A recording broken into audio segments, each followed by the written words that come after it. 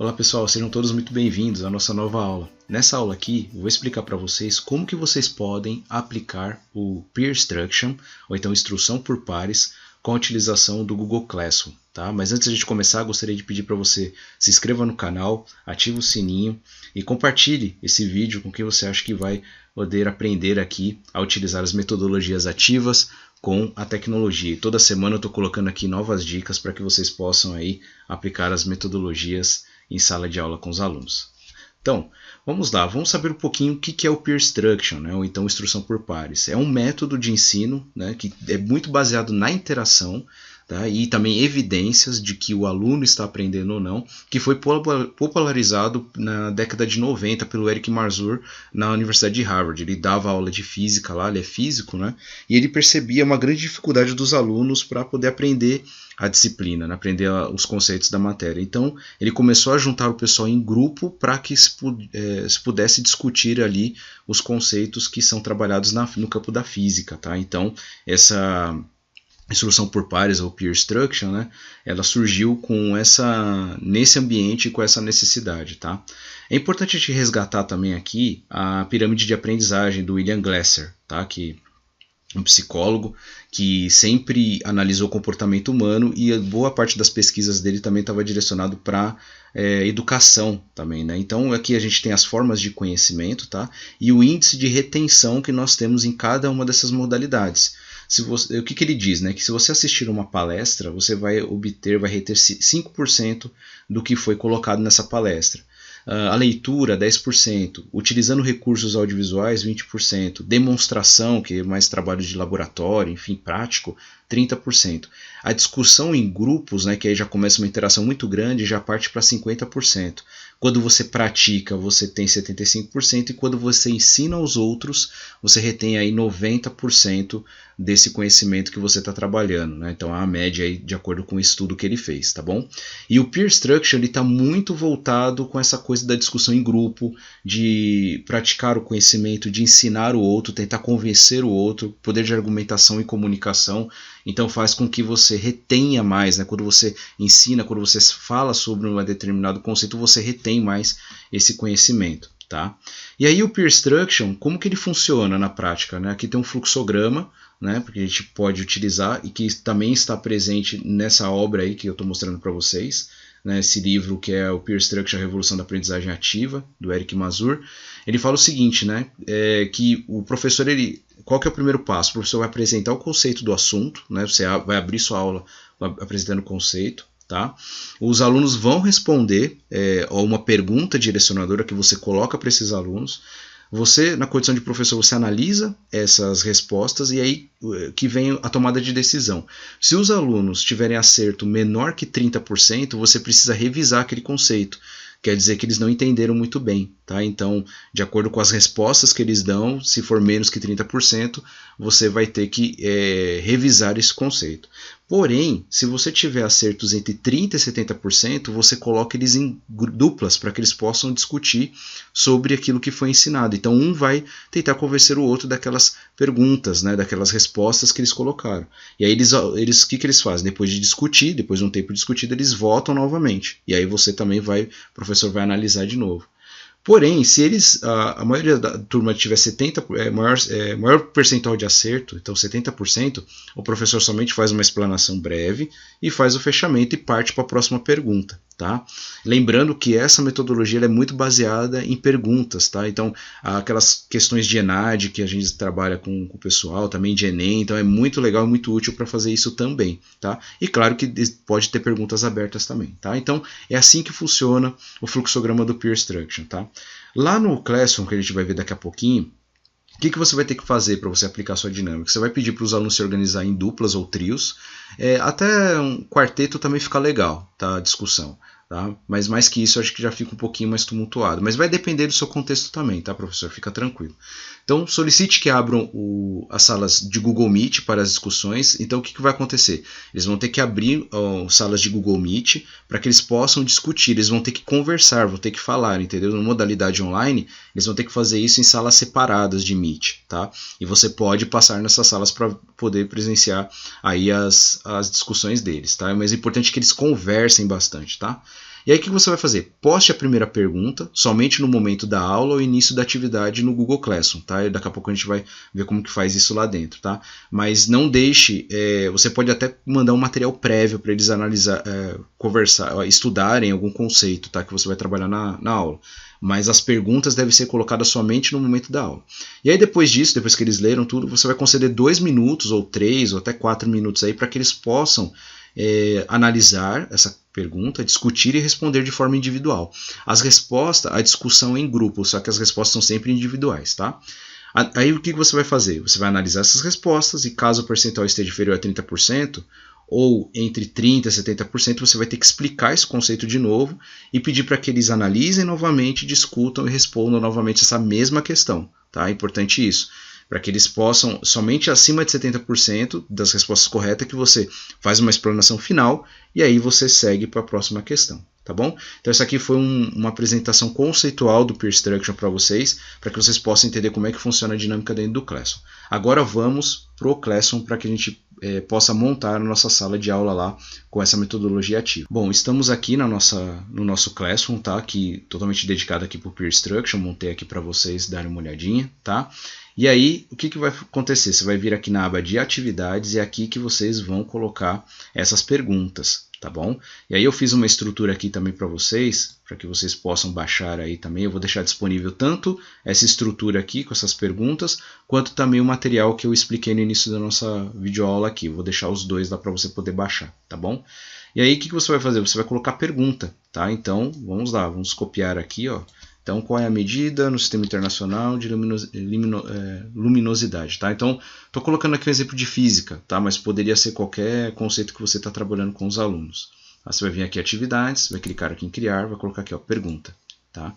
E aqui você cola a pergunta, tá? E coloca aqui a opção de múltipla escolha. Tá? Aí eles vão, você vai poder colocar as opções aqui, ó. Tá? Então você vai voltar aqui na sua estrutura e aqui você copia, né? Seleciona tudo aqui, copia, vem aqui no Classroom, clica aqui na primeira opção e dá um Ctrl V. Tá vendo que ele já distribui aqui, ó, de uma maneira bastante inteligente, tá? E aí, o que vai acontecer aqui? Você pode colocar o número de pontos aqui, se você quiser, né? Vamos supor que essa questão aqui vale 2 pontos, tá? E a data de entrega também é importante, né? Você pode colocar aí o mesmo dia que você está aplicando a metodologia, você pode colocar a hora também. Às vezes você quer colocar 10 minutos para o aluno responder, ou 20 minutos, enfim. Você pode determinar isso também. Eu vou deixar sem a hora aqui, deixar só o dia mesmo. O tópico, né? Então vou criar aqui um tópico de Peer Structure, tá? Vou pegar aqui dessa estrutura aqui, ó, que eu já tenho aqui colocado, dou um Ctrl C e vou colocar aqui. Então ele já vai criar esse tópico. Aí aqui eu peço para vocês tirarem o resumo da resposta da turma, porque eles não podem ver o percentual que eles estão errando ou estão acertando ainda. Isso daqui é somente o professor que faz o controle para que ele possa revisar as questões, tá? Então você vai tirar aqui, tá? Vai deixar assim e vai colocar aqui, ó, perguntar. Ou você pode também programar, tá? Você pode programar para o início da aula, ou então você pode perguntar instantaneamente, tá? Aí o que vai acontecer? Ele já vai colocar a pergunta ali para os alunos, tá? Vamos esperar ele alocar essa pergunta para que a gente possa ver como é que fica, tá ok?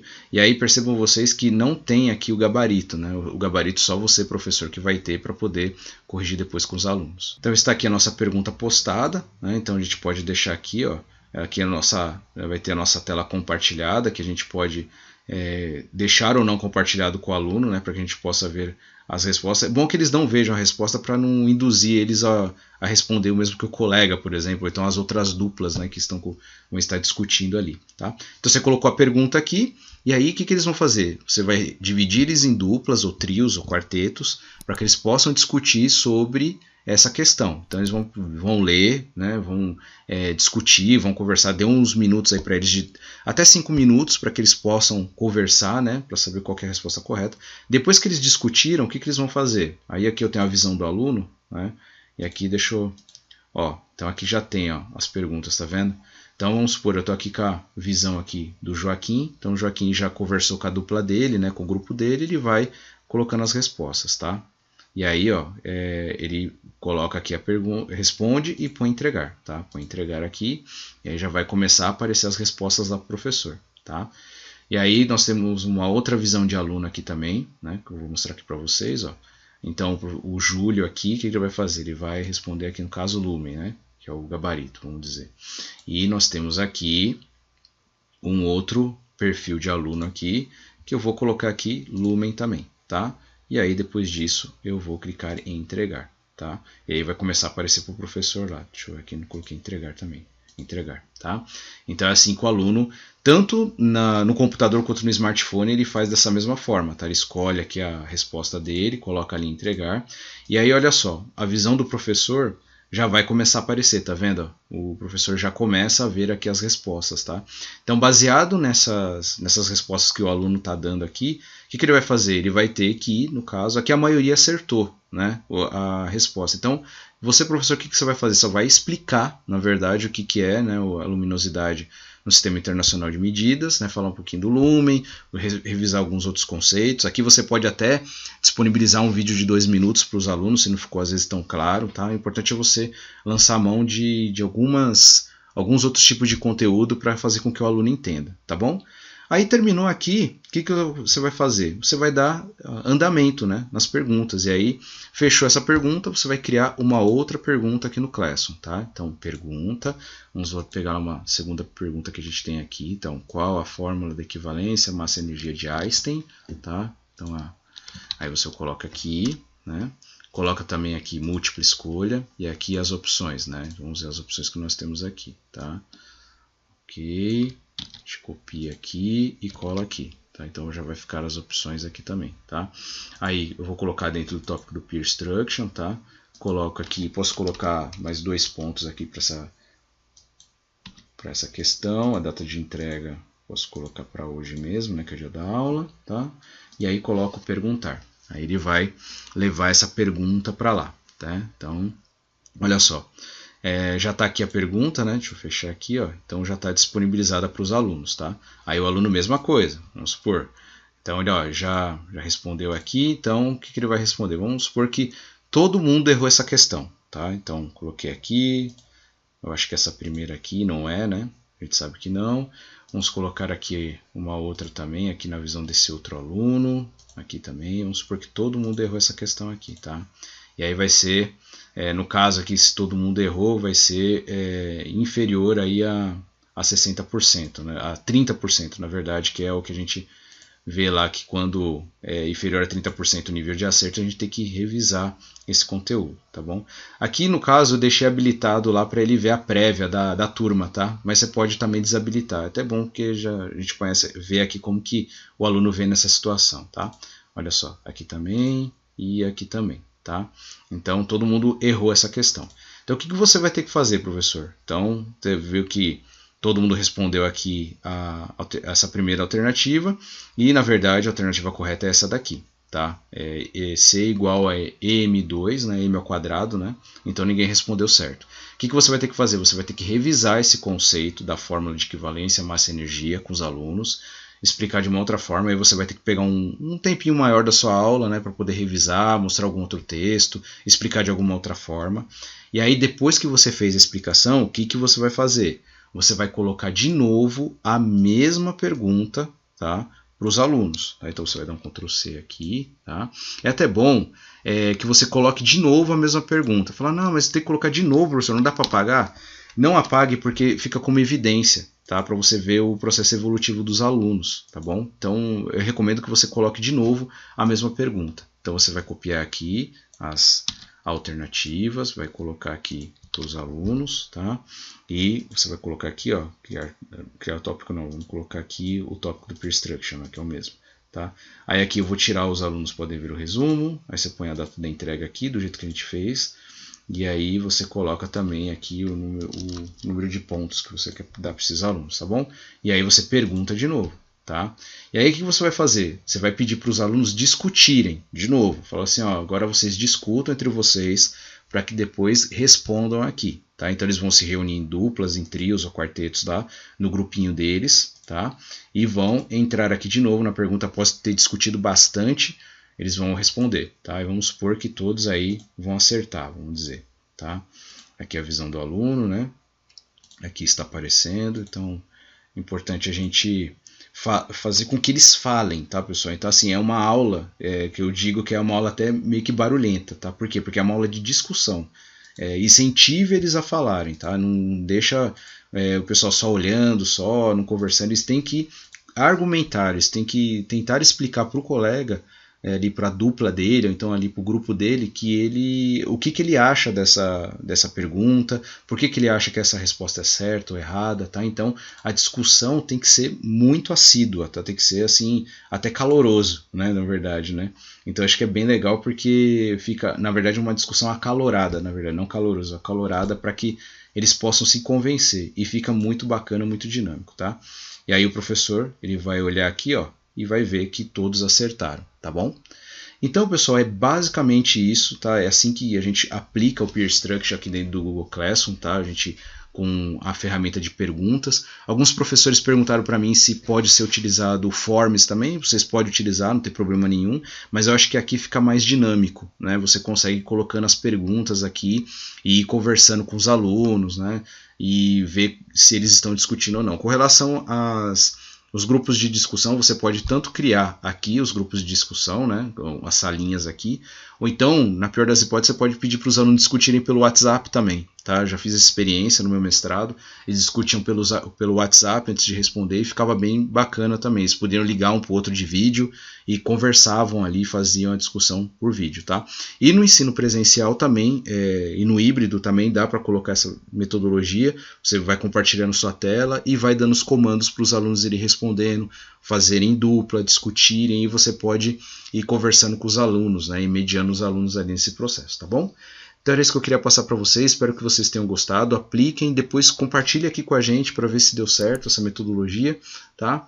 E não deixe de se inscrever no canal, ativar o sininho e compartilhar essa metodologia aqui com quem acha que vai utilizar nas metodologias ativas de aula, tá bom? Vejo vocês na próxima aula, um abraço e até mais.